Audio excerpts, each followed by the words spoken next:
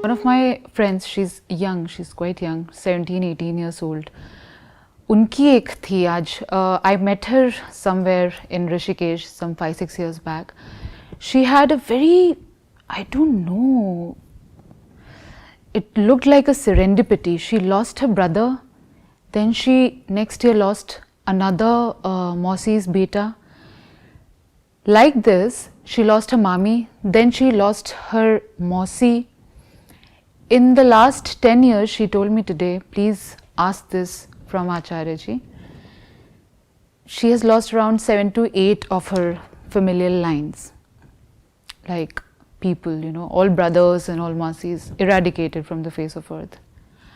So I wanted, she was asking me kya cause hai, and I wanted to understand the deeper meaning of this pattern. Like, I mean, how do you explain such phenomena? There is no very deeper, random, na? Life No is random deeper sometimes. Meaning in all this. There is no deeper meaning. The meaning is obvious. The meaning is the same as it is to the rest of us. Life is death. Death is there in front of us all the time. It's a matter of chance, unfortunate chance, that it struck a particular family in this way. There is no deeper significance contained in this. It can happen with me tomorrow, with you tomorrow, and to act as if it is an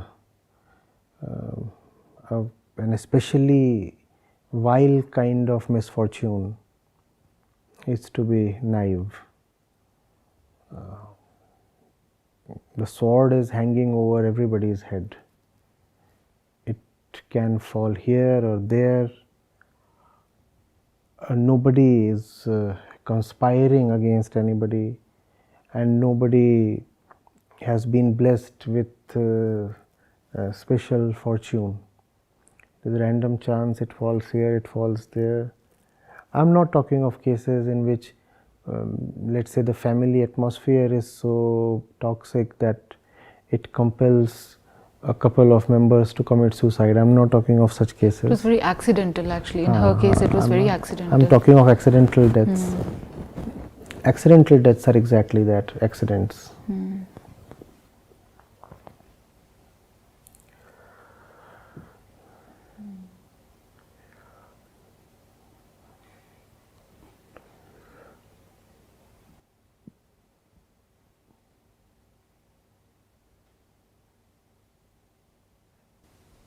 So it could have happened to me, but then the ruler of nature chose her family. Yeah, that's for this occurrence. That's all. And the one thing they could learn from it, we could learn from it, is the impermanence. We do not know whether the sun would rise tomorrow. The bell tolls for thee. So it's not that those 5, 6 or 10 people have gone. We should see our own departure in their funeral pyres. We too are gone in the physical sense. This thing that we live in, believe in, breathe in, time, is such a limited thing, and we call this limited thing our life. So we better make good use of it. In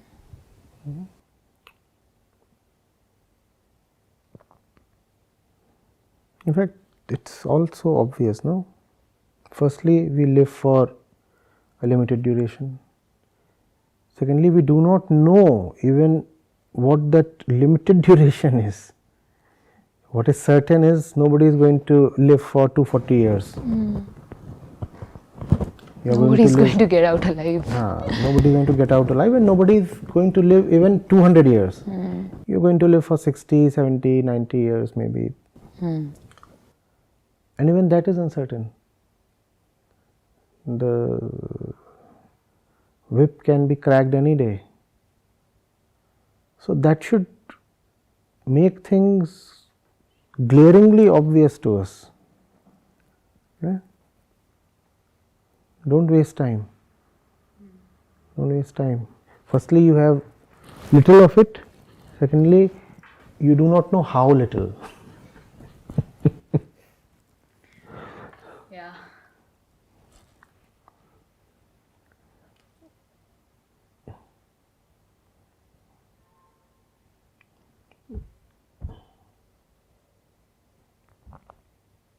When you operate from the right place, you will see the world very differently. The way people go about their business, the way we go about life, eat, drink, try to be merry, catch hold of a person from the opposite gender, breed a family, have 2 or 3 kids, and then send them to school, and then arrange their marriage or try to arrange their marriage, and then expect them to further the cycle. What nonsense is all this? Huh? What can I do? I don't want to come back to this world. We are not here for that, obviously not here for that. So,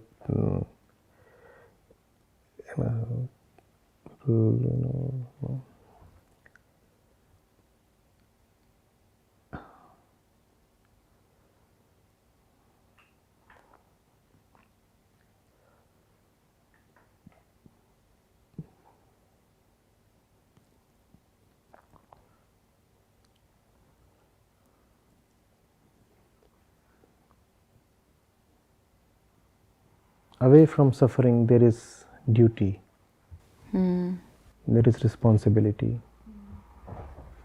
Once you begin getting liberated from it in the personal sense, you start realizing you have a massive responsibility now on your shoulders.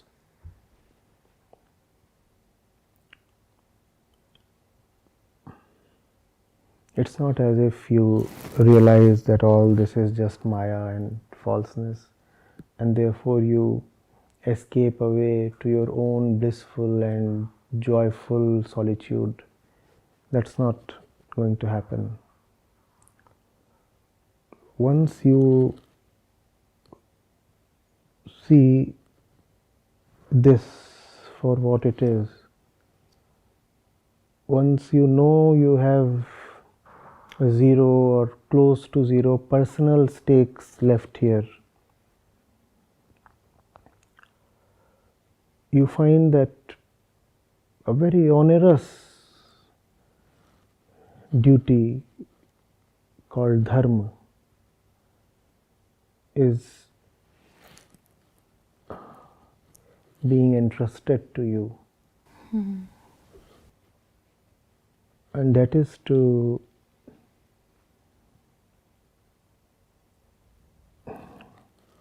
bring the same realization to these beings who are in it and being slaughtered every day.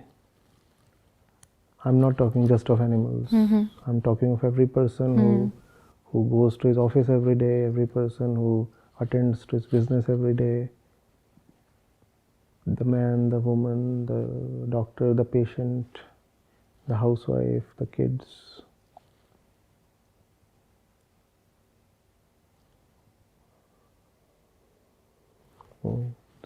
Slaughterhouse. And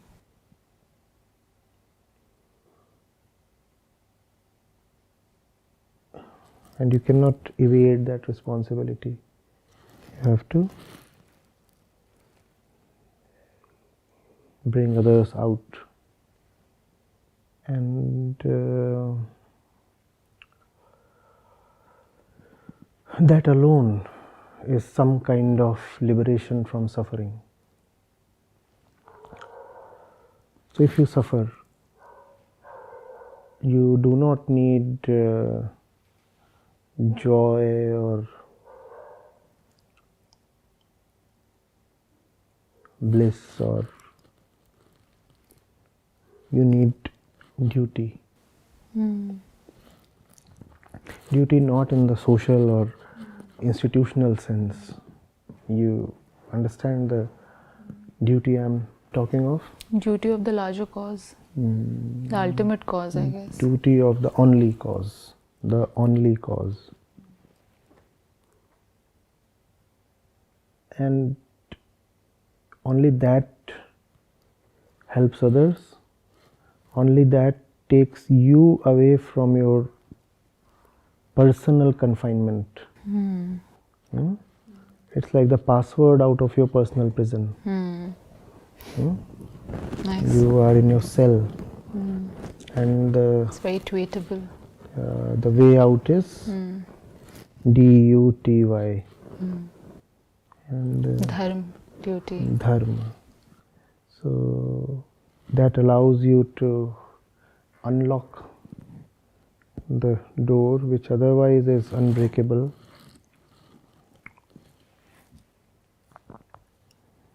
You go out and you help others emerge out of it.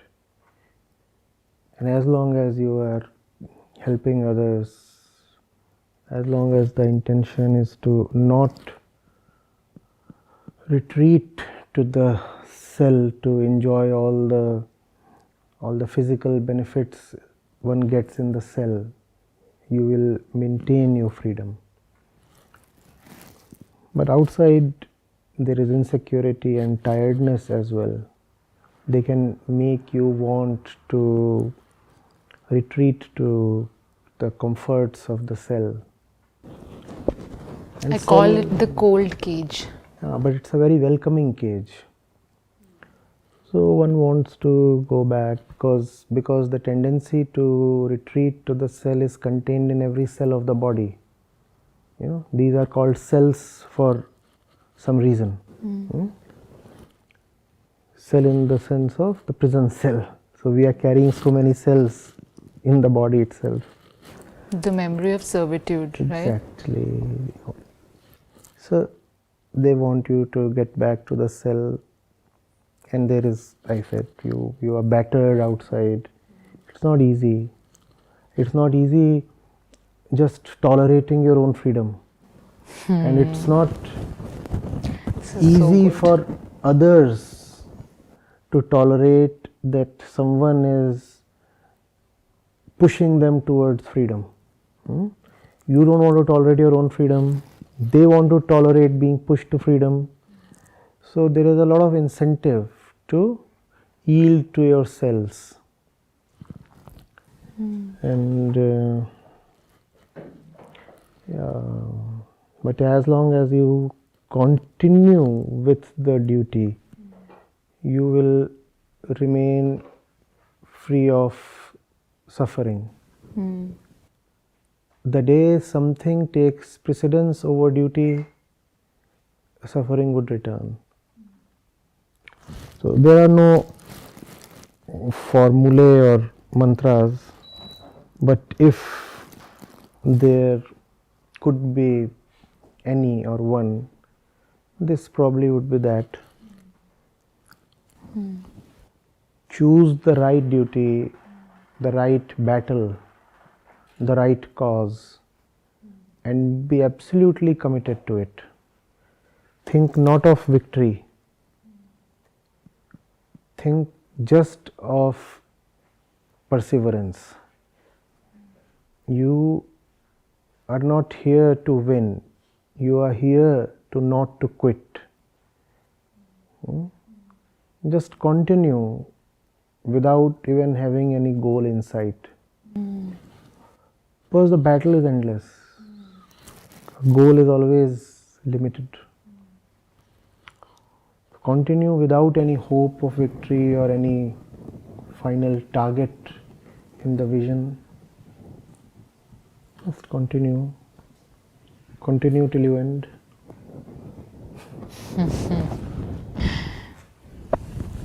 What a way to end. Yeah. Close session. Thank you so much for your time. My goodness. I'm hopeful it would help you, all those who watch this, and me, and everybody. Definitely.